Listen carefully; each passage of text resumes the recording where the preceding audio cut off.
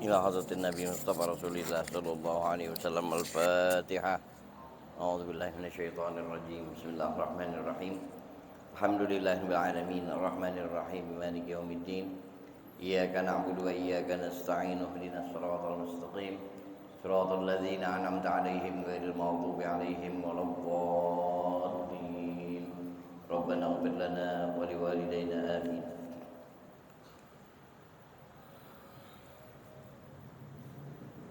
Assalamualaikum warahmatullahi wabarakatuh. Bismillahirrahmanirrahim. Alhamdulillahirabbil alamin. Wassalatu wassalamu ala asyrafil anbiya'i wal mursalin sayyidina Muhammadin wa ala alihi wa ashabihi ajma'in. Amma ba'd. Para asatidzah, para sesepuh Masjid Jami' At-Taubah, bapak-bapak, para pemuda dan remaja, jamaah majlis taklim yang dimuliakan Allah. Alhamdulillah wa syukurillah, dengan izin Allah malam ini kita kembali hadir taklim kita kembali kepada kitab Riyadhus Shalihin. Berikutnya babu fadlir raja, bab yang membahas tentang keutamaan berharap kepada Allah Subhanahu wa taala.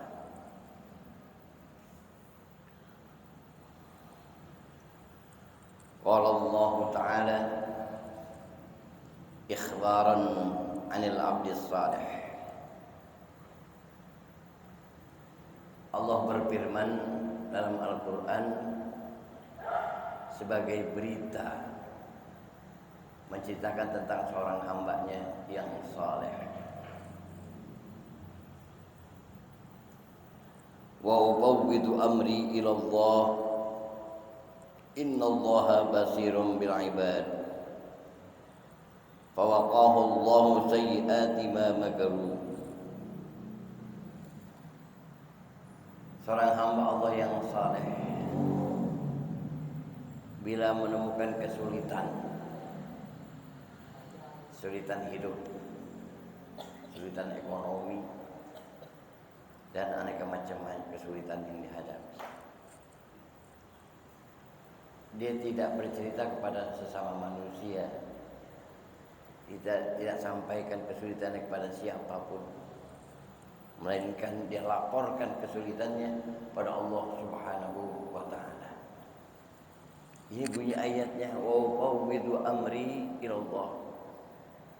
Aku serahkan semua urusanku, semua kesulitan-kesulitan hidupku, aneka macam permasalahanku, kuserahkan kepada Allah Subhanahu wa taala. Innallaha basirun bil ibad.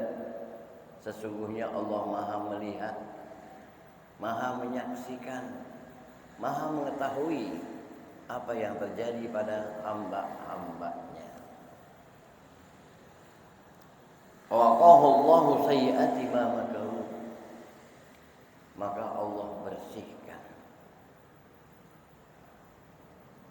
keburukan-keburukan yang ada pada dirinya dari kesulitan-kesulitan hidup tadi. Jadi gimana? Kita pada hakikatnya diperintahkan introspeksi diri. Aneka macam bencana, bala dan musibah ataupun kesulitan hidup datang silih berganti, introspeksi.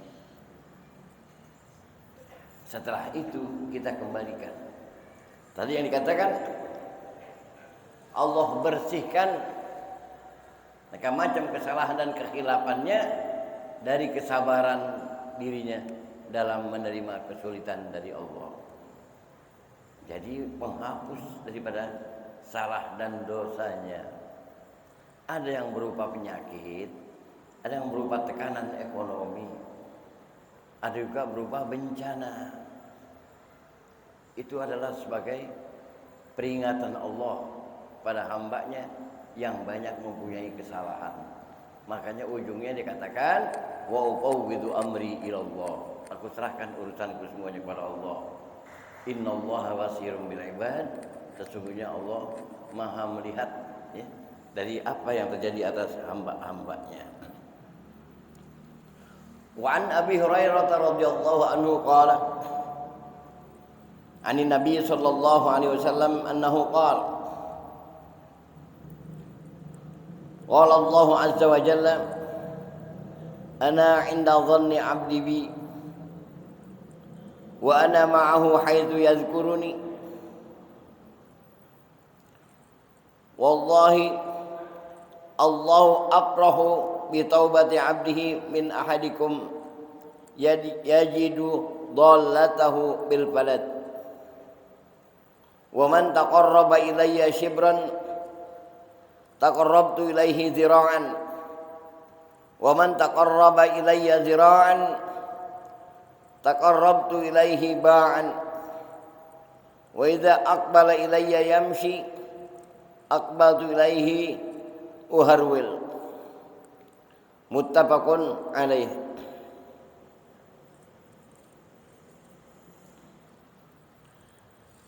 Abu Hurairah meriwayatkan Rasulullah SAW bersabda menyampaikan hadis qudsi dari Allah. Apa kata Allah dalam hadis qudsi? Aku ini mengikuti apa prasangka hambaku terhadap diriku. Kalau hamba Allah berprasangka buruk terhadap Allah, maka Allah akan lakukan satu keburukan atas dirinya. Bila seorang hamba Allah berprasangka baik, maka Allah akan berbuat baik terhadap dirinya. Itu yang dikatakan inda dhanni abdi bi. Wa ana ma'ahu. Kata Allah, aku bersamanya. Haitsu yadhkuruni. Ketika ia mengingat aku.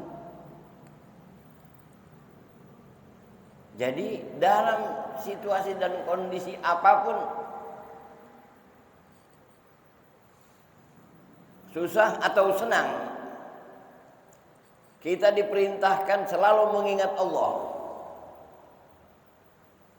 Tatkala senang, berbaik sangka pada Allah. Tatkala sempit, juga berbaik sangka pada Allah.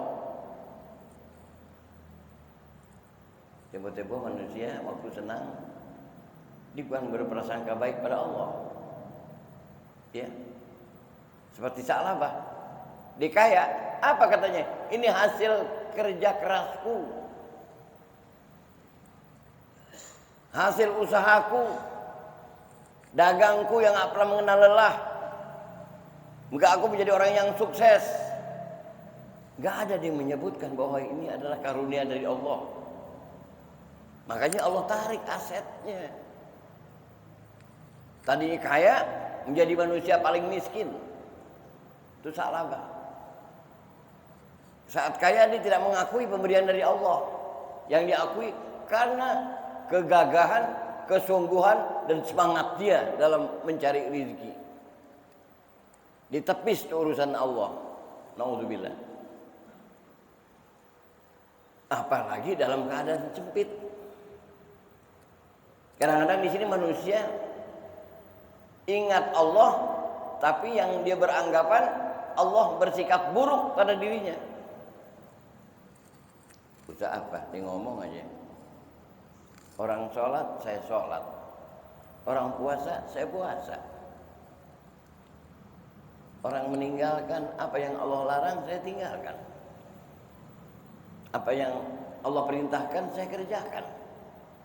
Tapi kenapa si fulan kaya, saya miskin? Ini.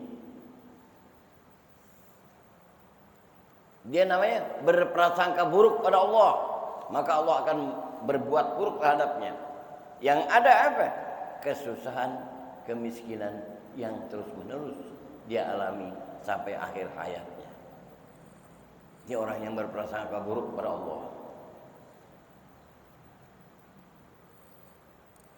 Mestinya apa? Berprasangka baik. Walaupun Allah kasih rezeki pas-pasan dalam hidup, alhamdulillah ada namanya berkah. Kalau nggak ada, bagaimana? Jangan kita berhayal. Makanya kita dalam satu makalah dikatakan jangan selalu nongak, banyakin nunduk. Artinya apa? Jangan lihat kondisi orang lain yang di atas kita. Lihat kondisi orang lain yang ada di bawah kita.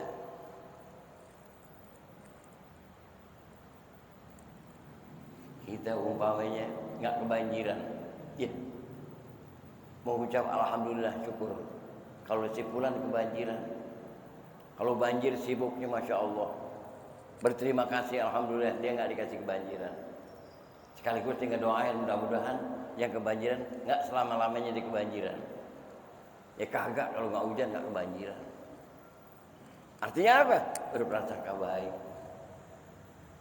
Ya berprasangka buruk. Ini kadang-kadang orang yang apa?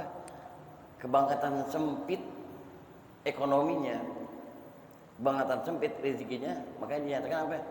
Kadal fakru an yakuna kufron. Nyaris kepakiran bisa menjadikan manusia itu kufur.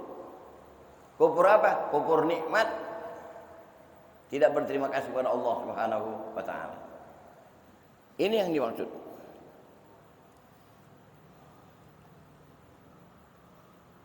Kemudian Nabi bersumpah, demi Allah, kata Nabi, Allah itu sangat gembira dengan tobatnya seorang hambanya. Dan kegembiraan Allah dengan tobat seorang hamba melebihi dari kegembiraan seorang yang kehilangan binatangnya di tengah hutan kemudian ditemui.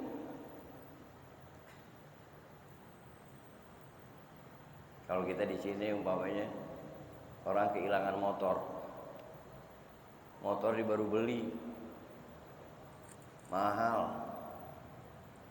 lagi sedang sayang-sayangnya, nggak boleh kotor cuci, nggak boleh lecek dilapin, di rumah aja tutupin anduk, takut berakin nyamuk, hilang motornya, hilang. Dapat seminggu ketemu, gimana? Girang nggak? Girang banget. Girangnya dia nggak ada bangsanya kata orang dulu. Allah lebih girang lagi dari orang yang kehilangan motor tadi, motornya ketemu. Apabila Allah temui ada hambanya yang tobat, tuh.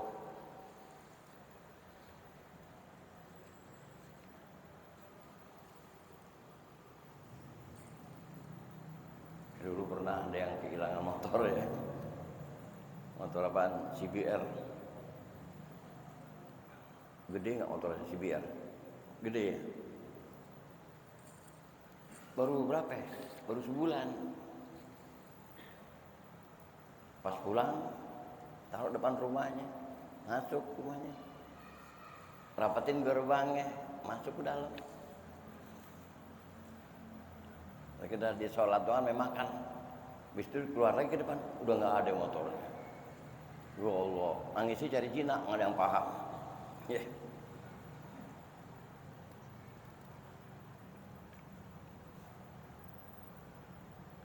Cuman rezekinya masih ada, ya.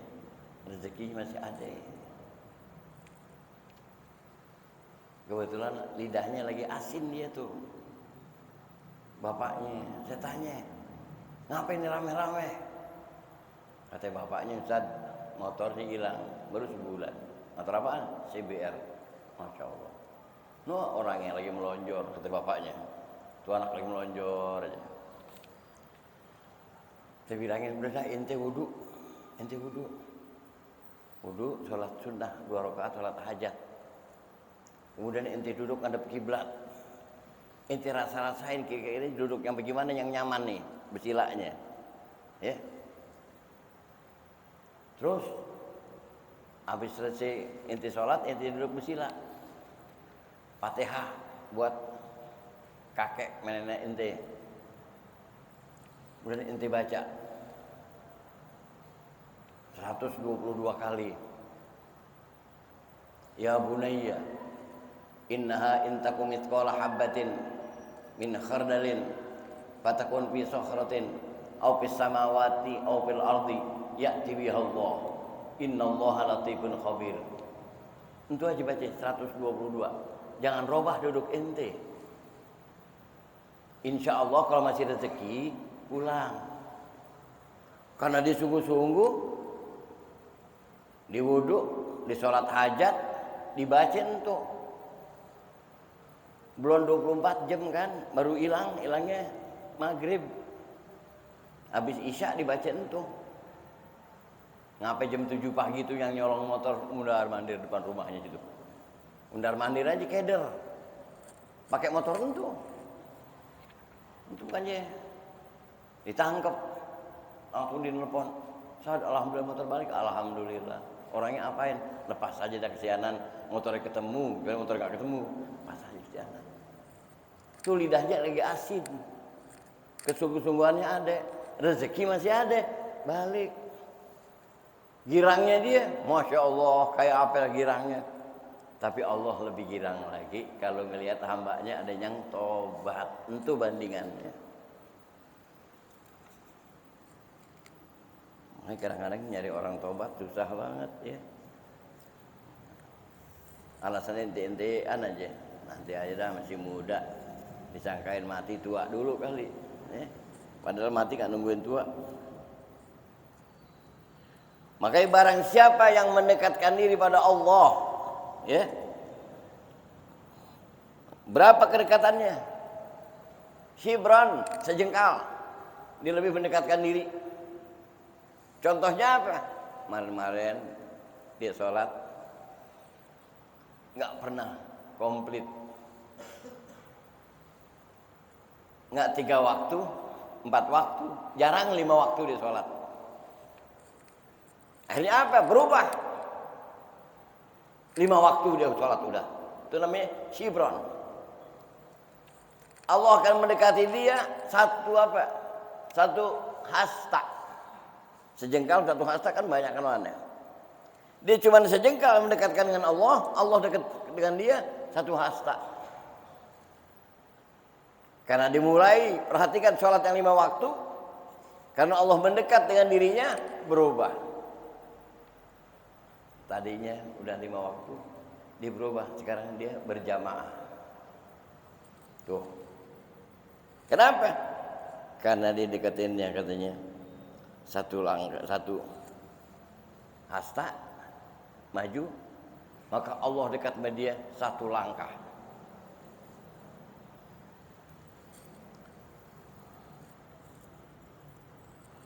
Wa idza aqbala ilayya syamsi, jika dia menerima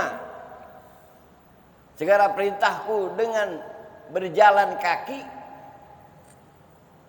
maka aku menerima mendekati dia dengan berlari.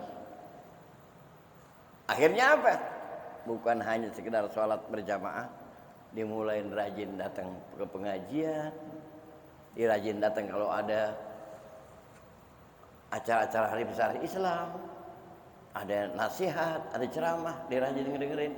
Itu namanya makin lama makin baik, makin baik. Gara-gara apa dia? Berprasangka baik pada Allah Subhanahu wa ta'ala. Itu cara merubahnya. Kalau enggak bisa berubah.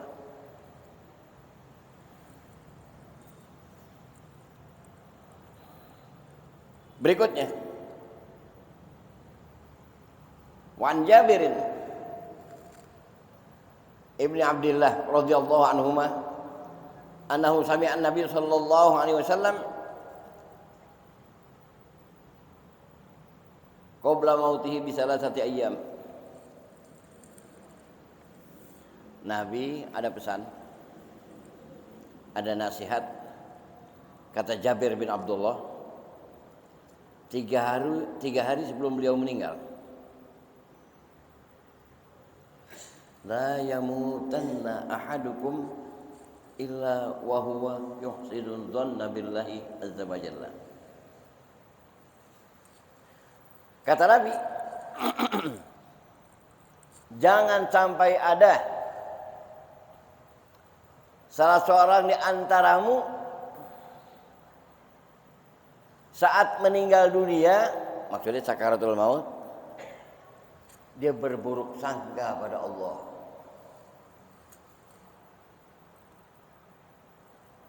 Maksudnya gimana? Dia masih muda. Kok kenapa kok saya masih muda? Udah meninggal. Yang lain banyak yang tua, yang udah kayak bosan hidup. Saya masih senang hidup di dunia, tapi kenapa udah dipanggil? Perasaan dia ngomong kayak begitu hatinya saat berhadapan dengan malakul maut. Mestinya kan waktu saat kedatangan malakul maut, dia nggak ngucapin apa kecuali kalimat tauhid, la ilaha illallah, atau istighfar. Tapi penyesalan, kenapa kok saya yang mau diambil, bukan si fulan yang lebih tua. Itu udah berburuk sangka, maka meninggalnya dalam kondisi Allah benci dengan dirinya. Kalau Allah benci dengan dirinya, kira-kira apa yang dia dapat? Ya, musibah apa rahmat dari Allah? Maka Nabi pesan banget, jangan sampai salah seorang di antaramu saat menjelang kematian dia berburuk sangka kepada Allah Subhanahu wa taala.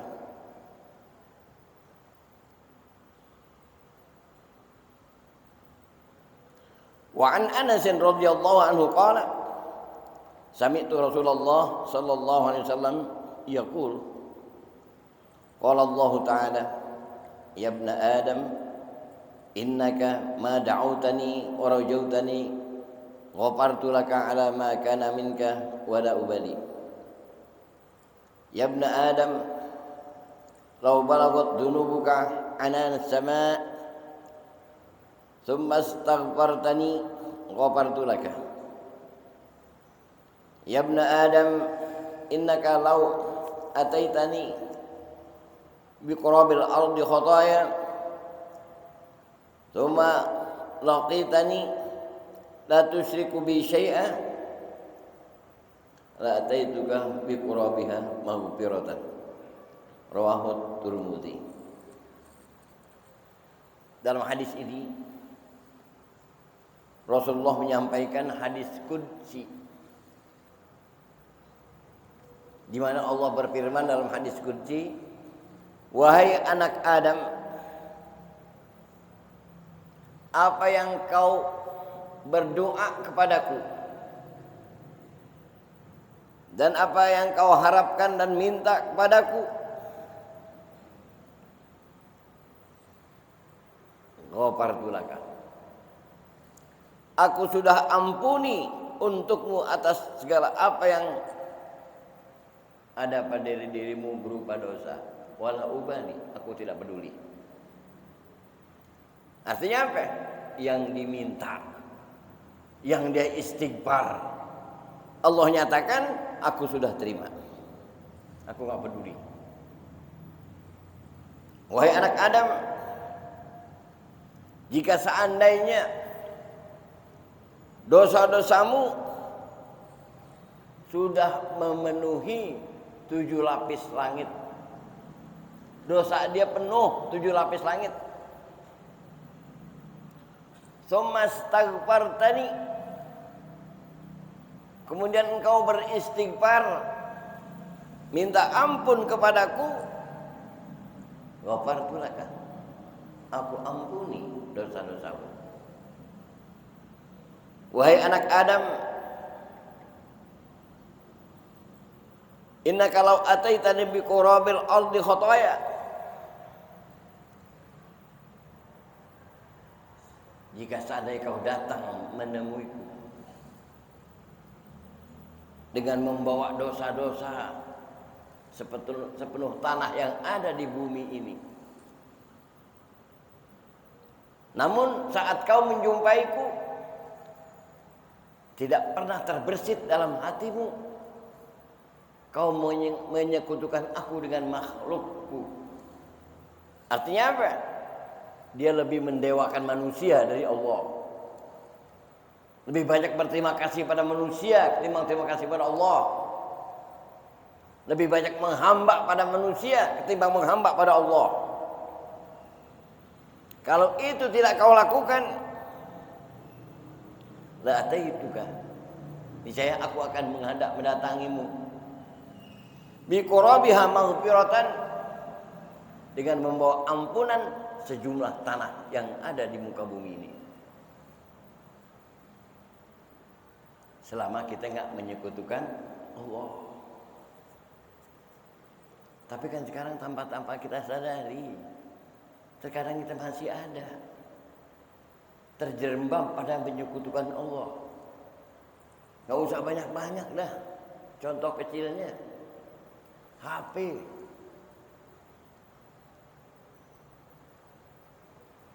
Di kaca masjid, hampir seluruh masjid ditulisin, jika masuk ke masjid matikan HP, nonaktifkan atau silent. Kenapa? Kita akan sholat menghadap Allah, tepis semua kebutuhan, kepentingan dunia, karena kita lagi penting dengan Allah. Sholat, matiin HP. Ternyata kan enggak juga.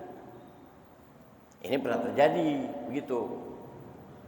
Saya tanya, saya ngajar di Bidakara hari Senin, sholat zuhur berjamaah, habis sholat langsung taklim. Waktu Pak Haji Indra kantornya masih di Bidakara, beliau ikut. Bang, awal saya kenal beliau di Bidakara. Itu lebih daripada 50 kantor yang ada di situ. Berarti jamaah taklim dohor hampir 400. Sholat zuhur penuh luar dari masjid, basement itu. Tapi anehnya, udah dikasih tahu, pas lagi sholat ada aja yang bunyi. Nada dering kan macam-macam. Ada yang lagu, ada yang suara anjing dan sebagainya. Nah itu selesai sholat, sebelum taklim, saya minta kejujuran. Jamaah, tadi lagi sholat zuhur, HP ada yang bunyi. Padahal udah dikasih tahu, HP matiin dulu. Itu yang bunyi kenapa nggak dimatiin? Saya minta sampaikan sejujurnya. Ada yang angkat tangan. Kenapa? Kalau HP saya mati, saya kena sanksi dari bos. Ditanya kenapa HP-nya nggak aktif, gitu. Berarti di situ takut sama bos. Iyalah katanya.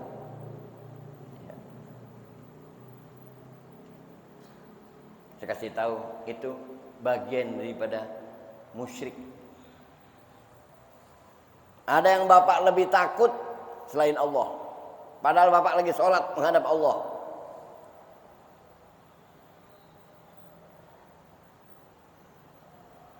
Jadi memang manusia lebih takut manusia ketimbang sang pencipta. Buktikan saat lagi sholat, aneka macam kegiatan masih ada, garukan sana, garukan sini, betulin kain, betulin baju dan sebagainya.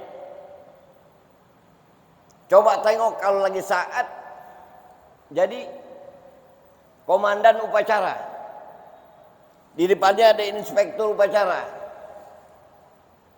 Inspektur upacara umpamanya gubernur.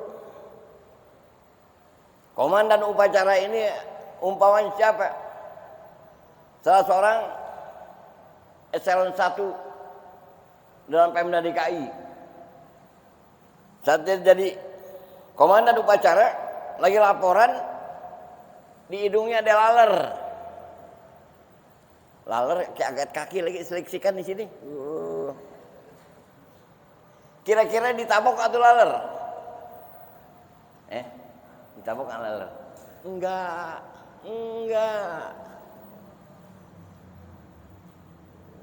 Biasanya upacara-upacara seperti itu adalah kenaikan pangkat,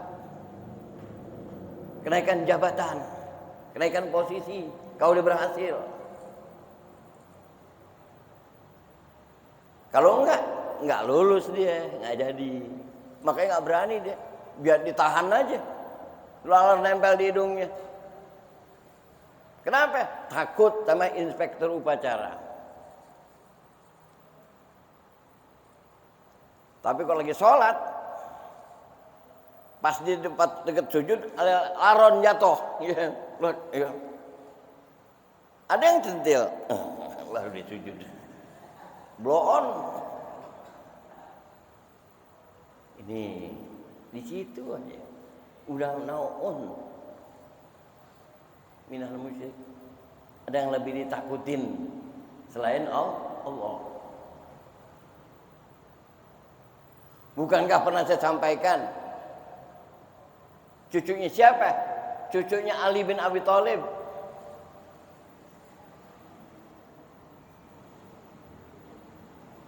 Ali Zainal Abidin. Dia kan lagi sholat, rumahnya kebakaran. Dia nggak tahu. Dia sholat aja. Warga udah repot banget nyiramin air, ini semua ribut hati itu. Dia sholat tenang aja. Habis itu diri lagi masih serokaat. Sholat. Pada ngejagain semua, jangan sampai dia kena api. Nggak ada rasa buru-buru jadi dia, nggak ada buru-buru dia. Selesai sholat nengok, doa, habis doa dibubarin. Nah, banyak orang ditanya, ada apa emang? Kata warga, ada apa? Rumah ente itu separuh udah kebakar. Sekarang tinggal ente doang kan yang belum kebakar. Tuh kata warganya yang sengit banget. Apa kata dia?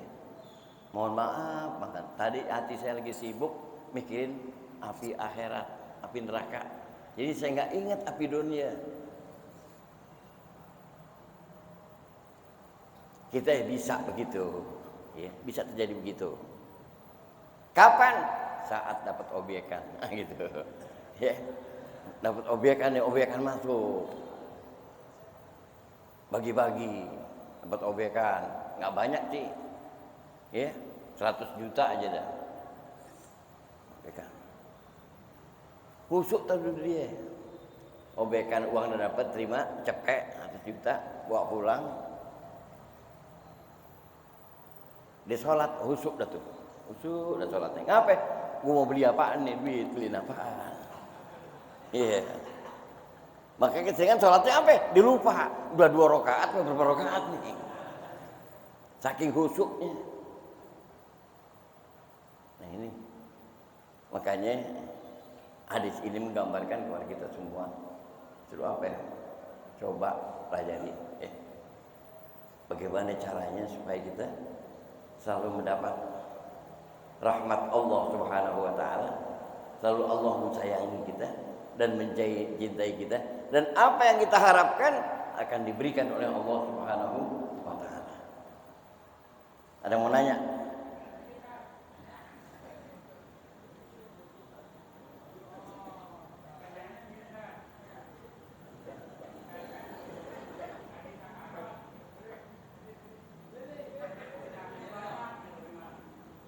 Apa nanya?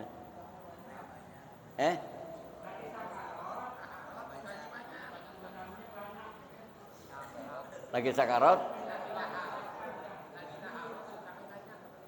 Oh lagi sakarat? Utangnya banyak? Nangis saja.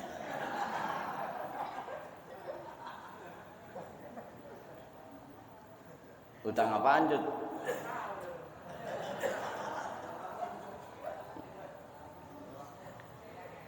Iya, rupanya, oh utang rokok. Rupanya dia serius juga ngedengerinnya, ya, serius juga ngedengerinnya. Iya, makanya mulai ntar bayar Cut ya. Jadi nanti pas sakarot habis utangnya. Gitu. Atau tulis cup. Ya, tulis. Utang aneh masih banyak gitu. Taruh di kantong aja. Jadi sekarang orang pada baca, orang tahu. Ya, taruh orang talangin, ditulungin.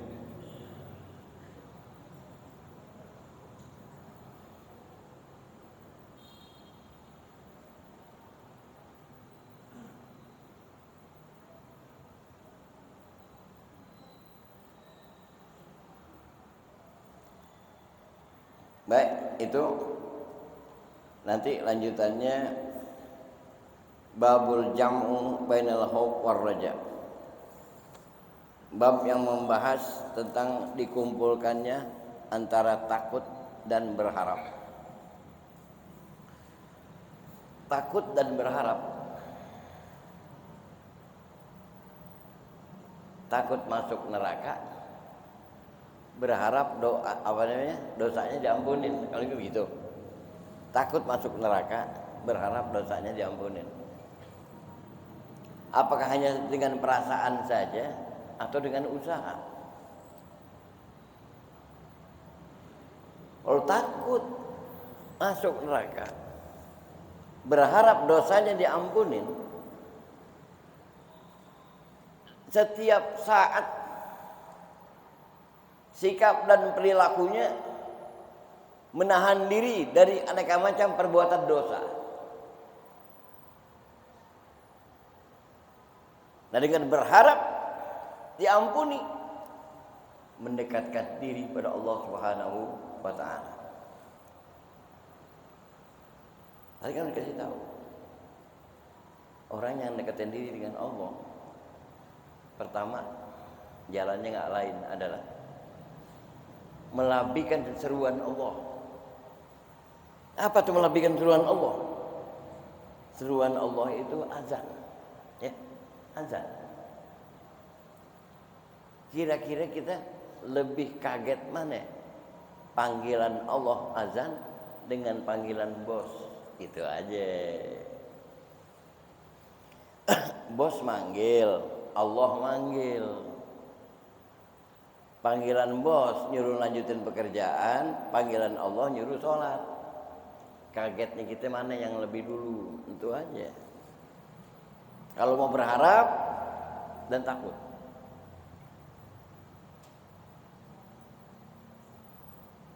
Makanya kan dianjurkan kita untuk lebih meningkatkan mutu ibadah kita, usahakan kita yang nungguin waktu, bukan waktu nungguin kita. Nungguin waktu. Ini karena waktu yang nungguin kita. Asar hampir sore banget lah. Hampir apa? Hampir speaker atau apa mulai bunyi. Menjelang apa? Mau baca selawat, menjelang maghrib baru ingat. Oh iya, gue belum sholat asar. Sholat asar ada kondisi kayak begitu, yang penting-penting doangan dibaca. Fatihah. Udah itu aja. Kenapa? Takut kehabisan waktu. Padahal Allah kasih waktu panjang banget tuh. Asar jam berapa sih? Jam 3.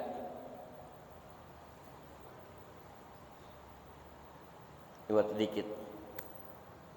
Nah kalau sampai jam setengah 6, berarti udah hampir mau 3 jam, 2 jam setengah kasih waktu. Kita sia-siakan. Apalagi waktu-waktu lain. Kalau kita udah biasa sholat laksanakan di awal waktu, itu paling nikmat. Kayaknya nggak punya masalah dah kita, nggak punya masalah. Udah tenang aja, nyaman aja. Ada yang udah jam 1 belum salat zuhur, pas jam 2 hujan, ya kan? Banjir, ngurusin banjir dah. Kira-kira salat zuhur gak? Kagak. Asar air udah penuh. Makin susah dia. Bisa lewat tuh zuhur sama asar. Nah ini yang dikatakan Allah kasih cobaan, malah justru dia nggak inget. Tambah parah dia. Porak-porak sama ibadahnya. Nih yang harus diperbaiki. Kalau ingin mendekatkan diri kepada Allah Subhanahu wa taala, kalau ingin selamat, atau juga kalau pengen waktu sakaratul maut utang nggak banyak.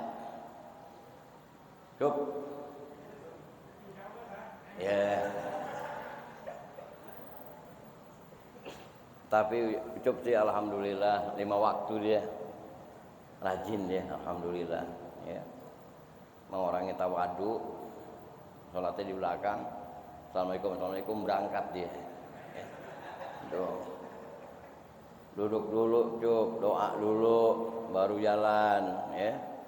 Doanya doa apaan? Doa minta kepada Allah. Kalau dalam sholat tadi ada kekurangan, ada kekeliruan, ya, ada kehilapan, tolong maafin ya Allah. Gitu ngapain? Ini still yakin banget. Waalaikumsalam, angkat jari jalan aja udah. Gitu, mudah-mudahan kita meninggal utang kita udah habis ya. Udah sampai situ ya. Nanti insya Allah kita lanjutkan.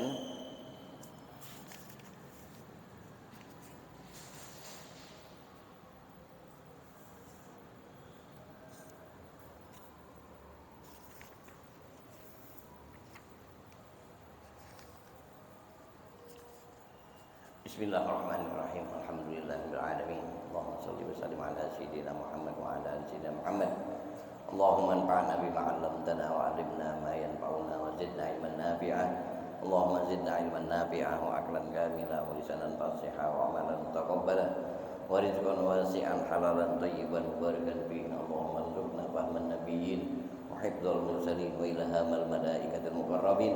Rabbana atina fid dunya hasanah wa fil akhirati hasanah wa qina adzaban nar. Wa sallallahu ala sayyidina Muhammadin wa ala alihi wa sahbihi wa sallam. Alhamdulillahirabbil alamin. Assalamualaikum warahmatullahi wabarakatuh.